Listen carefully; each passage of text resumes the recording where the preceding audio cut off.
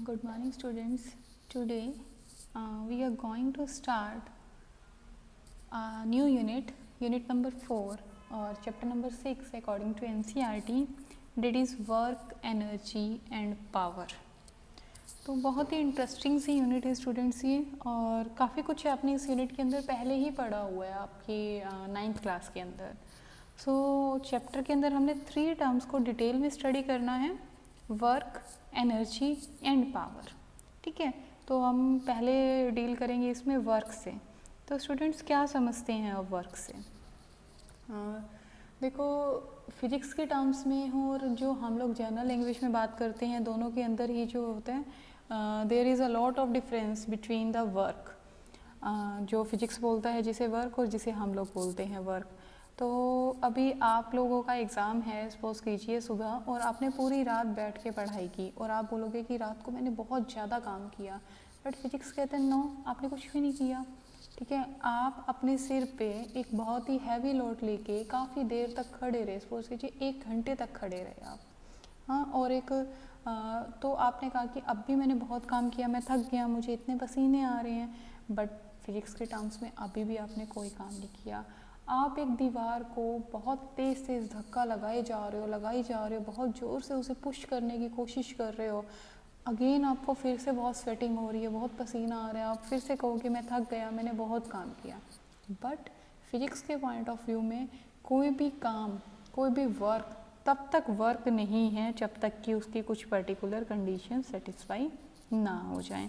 तो अगर हम वर्क डन को डिफ़ाइन करने की कोशिश करें, so work done by a force is defined as the product of component of force in direction of displacement and magnitude of displacement.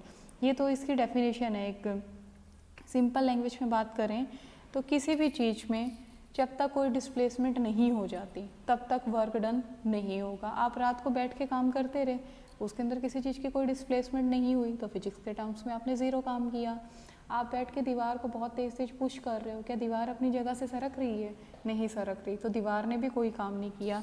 अब मेरे पास ये पेन रखा हुआ है, ठीक है, इस पेन को मैंने इस तरह से सपोज कीजिए 2 न्यूटन का फोर्स लगा के मैंने इसे डिस्प्लेस किया, और जब इसे डिस्प्लेस किया तो इसकी डिस्प्लेसमेंट हुई ना कुछ ये अपनी जगह से सरका, इसने कुछ डिस्टेंस कवर किया.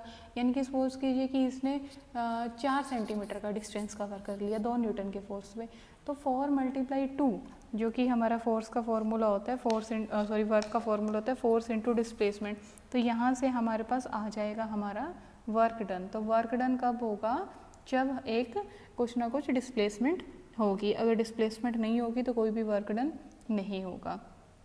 अब जैसे इस फिगर को देखने की कोशिश करें तो ये कोई ब्लॉक था, हॉरिजॉन्टल लेवल पे रखा हुआ है. इस ब्लॉक को यहाँ से उठा के यहाँ रखा गया है, तो इतने में इसने एस डिस्टेंस कवर किया है. एफ फोर्स इस पे लग रहा है. फोर्स और डिस्प्लेसमेंट की डायरेक्शन के अंदर जो आपका एंगल बन रहा है वो कितना बन रहा है? थीटा. एफ और फोर्स का हॉरिजॉन्टल कंपोनेंट एफ एक्स. ठीक है, तो ये हो गया हमारे पास W is equals to F X multiply by S according to definition. F X क्या है? F cos theta. F Y क्या है? F sine theta. ये रेक्टेंगुलर कंपोनेंट्स होते हैं, 2 ही हो सकते हैं. ठीक है, हमेशा जो नीचे की डायरेक्शन होगी वो हमेशा ही कॉस थीटा होता है, और जो ऊपर वाला होता है, परपेंडिकुलर वाला होता है, वो हमेशा ही साइन थीटा होता है.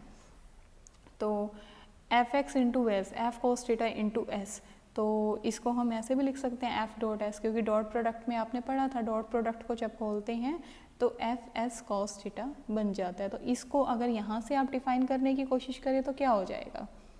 It is the product of component of force in direction of displacement and magnitude of displacement. उसके बाद जो वर्क डन है वो एक स्केलर क्वांटिटी है, इसका डायमेंशनल फॉर्मूला दिया हुआ है, इसकी एसआई यूनिट वगैरह के बारे में आपको बताया गया है. उसके बाद हमारे पास आता है एक पॉजिटिव वर्क डन.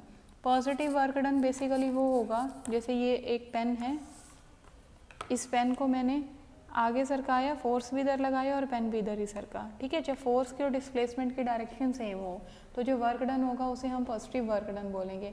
अगर किसी ऑब्जेक्ट पे मैं फोर्स तो आगे की तरफ लगा रही हूँ लेकिन ऑब्जेक्ट पीछे की तरफ रहा है, तो उस केस में जो वर्क डन होगा वो नेगेटिव वर्क डन होगा. फॉर एग्जांपल, जैसे कि जब एक गाड़ी चल रही है रोड पे तो उसके ऊपर ब्रेक्स लगाई जाती हैं, तो फोर्स किस डायरेक्शन में अप्लाई होता है और गाड़ी रुक जाती है अचानक से, तो फोर्स की और डिस्प्लेसमेंट की डायरेक्शन यहाँ पे भी अपोजिट है, तो वहाँ जो वर्क डन होगा वो नेगेटिव वर्क डन होगा। या फिर बात की जाए आपकी, एक छोटे होते एक कार आया करती थी, बच्चे खेलते थे, उस कार में क्या होता था, उसे पहले पीछे की तरफ खींचा जाता था और फिर वो आगे की तरफ दौड़ के जाती थी। ठीक है, पहले पीछे की तरफ खींचेंगे यानी कि आपने तो फोर्स पीछे लगाया, लेकिन कार की मूवमेंट कहाँ हो रही है, फॉरवर्ड डायरेक्शन में, तो वहाँ पे भी जो वर्क डन होगा वो आपका क्या कहते हैं, नेगेटिव वर्क डन होगा। उसके बाद स्टूडेंट्स हम बात करते हैं ज़ीरो वर्क डन की। ठीक है, zero work done when a body is displaced in perpendicular direction of applied force। ठीक है, परपेंडिकुलर डायरेक्शन यानी कि जब फोर्स और क्या कहते हैं आपका उसमें डिस्प्लेसमेंट में 0 डिग्री 90 डिग्री का एंगल बन रहा था, जैसे आप यहाँ देखोगे ना, ये फोर्स का कंपोनेंट और डिस्प्लेसमेंट में थीटा एंगल बन रहा है ना, जब ये बिल्कुल परपेंडिकुलर हो जाए उस केस में आपका जो वर्क डन होगा वो ज़ीरो होगा, या फिर आपका फोर्स ज़ीरो हो जाए या फिर आपकी डिस्प्लेसमेंट है वो ज़ीरो हो जाए। देखो इसे हमने करना है ना ज़ीरो, इसको, तो ये ज़ीरो कब होगा, या तो फोर्स आप कुछ ना अप्लाई करो, ज़ीरो कर दो तो ज़ीरो हो गया, या डिस्प्लेसमेंट ज़ीरो हो तो ज़ीरो हो गया, या थीटा की वैल्यू 90 हो, cos 90 ज़ीरो होता है, तो इन तीनों के ही केसेस में आपका जो वर्क डन है वो हो जाएगा ज़ीरो। अच्छा, इसका एक एग्जांपल होता है कि एक जो कुली है वो एक हॉरिजॉन्टल प्लेटफॉर्म पे जाता है, तो जब वो हॉरिजॉन्टल प्लेटफॉर्म पे जा रहा है अपने सिर पे बहुत ही बोझ को लेके, तो उस केस में ग्रेविटेशनल फोर्स जो उसकी बॉडी के अलोंग बिल्कुल काम कर रहा है। ठीक है, जैसे सोच कीजिए कि ये कोई कुली है, ये हॉरिजॉन्टली जा रहा है एक हॉरिजॉन्टल प्लेटफॉर्म के ऊपर, तो इसके सिर पे इसने बहुत सारा ये जो वेट रखा हुआ, सॉरी अपना हैवी लोड रखा हुआ है, तो इसके बॉडी के अलोंग काम करेगा हमारा ग्रेविटेशनल फोर्स, और डिस्प्लेसमेंट कहाँ हो रही है, आगे। तो इस तरह से समझ रहे हो आप, ऐसे और ऐसे, इनके बीच में जो एंगल है वो 90 डिग्री का बन जाएगा, तो अगेन आपका जो वर्क डन है वो हो जाएगा ज़ीरो। उसके बाद आता है work done by a variable force. तो इसके अंदर इस फिगर से इसको समझने की कोशिश करते हैं।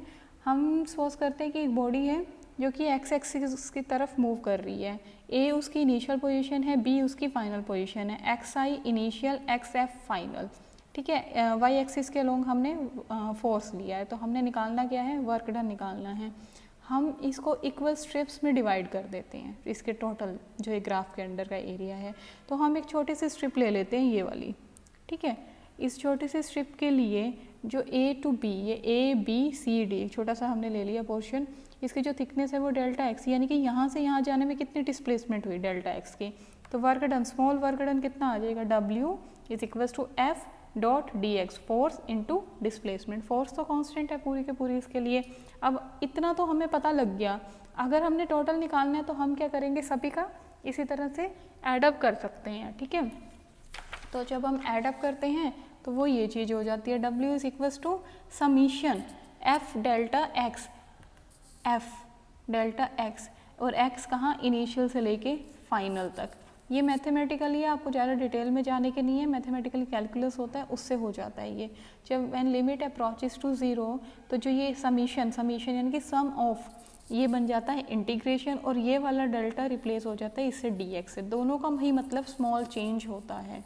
ठीक है, तो एफ डी एक्स, तो यहाँ से आ जाएगा जो वर्क डन होगा वो हमारा इक्विवेलेंट होगा जितना हमारे ग्राफ के अंदर एरिया आ रहा है। ठीक है स्टूडेंट्स।